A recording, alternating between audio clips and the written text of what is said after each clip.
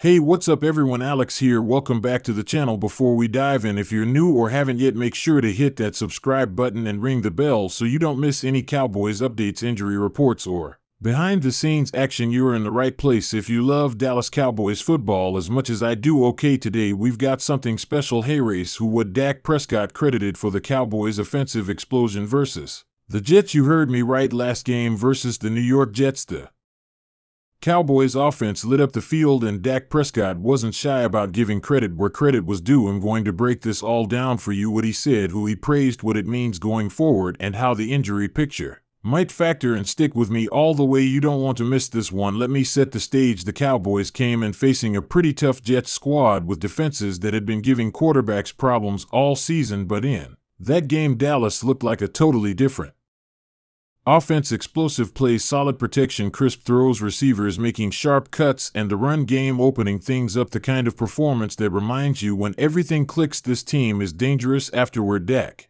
Prescott sat down with the media and he was full of praise, not just for one guy but for an entire system and approach. So let's unpack who he credited, why, and how it all came together. First and foremost, Dak made it clear that the offensive line deserves a ton of credit. He said, "Without them, none of the deep passes or fancy footwork happens." He talked about how the line gave him time in the pocket, how they handled the Jets' pass rush, and how when an offensive line is playing with confidence, the entire offense rises. And that's not just lip service. When your linemen are executing, you see it. Fewer pressure sacks, more time to read the field, and more opportunities for receivers to get open. Dak emphasized how big-time plays came because the line held firm at critical moments. So yes, that's one big name on his credit list, but Dak didn't stop there. He also gave love to his receiving core. He mentioned how guys like CeeDee Lamb, Brandon Cooks, Jake Ferguson, and the rest are making plays, pushing defenders, running precise routes, and being ready when the ball arrives. What stood out was how he praised their consistency. They show up every week. He said that kind of dependability matters when you want to keep pushing the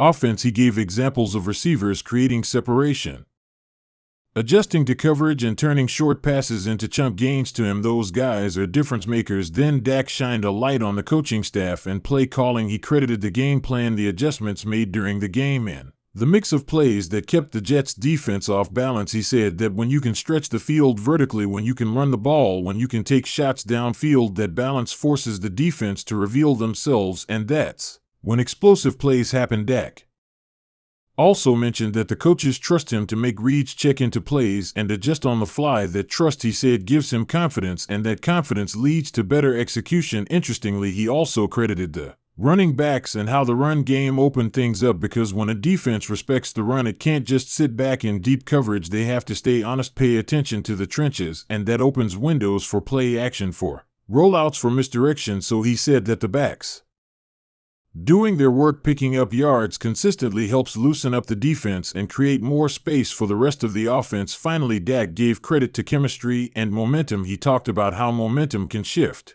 quickly, how scoring a big play forces a defense to press, and how confidence becomes contagious. He said that when one guy makes a big play, others follow, and suddenly the offense is rolling. Now, all that is great praise, but what makes it even more meaningful is how this ties into the current situation with injuries and updates on the Cowboys roster, because praise is nice, but football is a physical game. Guys get banged up, rotations change, and depth becomes crucial. So let's layer that in. First, let's talk injuries. The Cowboys have had their share of bumps and bruises this season. Maybe a lineman dealing with a nagging knee, a receiver nursing something from the previous game, or backups stepping in due to wear and tear. Dak's praise for the offensive line becomes more impressive when you consider that sometimes the starting roster isn't intact. Players may be battling minor injuries but still putting in work. So this kind of performance suggests that the backups and rotational guys are holding up, and cohesion is strong. Also remember, sometimes injuries force offensive tweaks. Maybe a certain receiver is limited, maybe running backs are sharing more carries, maybe protections have to adjust if a guard is hobbled. So Dak's credit to his receiving core that they still look sharp, hence that those guys are managing whatever physical constraints exist. It also tells us that the offensive coaches may be dialing back or altering certain plays to protect players or compensate for limitations. The fact that the offense still looked explosive implies the tweaks are working. Another update is how the Cowboys have been inserting backups or younger players recently. Dak's focus on trust from coaches, trust from Lineman trust in the system becomes crucial when you're working with guys who haven't had as many reps together. If a backup guard rotates in or a young tight end steps up, that chemistry and trust become tested. The fact that Dak credited chemistry signals he believes those newly integrated parts are meshing. That bodes well for depth moving forward. Also something to watch going forward: when injuries pile up, the coaches have to lean more on rotation, more on complementary football. Dak's comments about balance tell me that the Cowboys' offense is designed to adjust to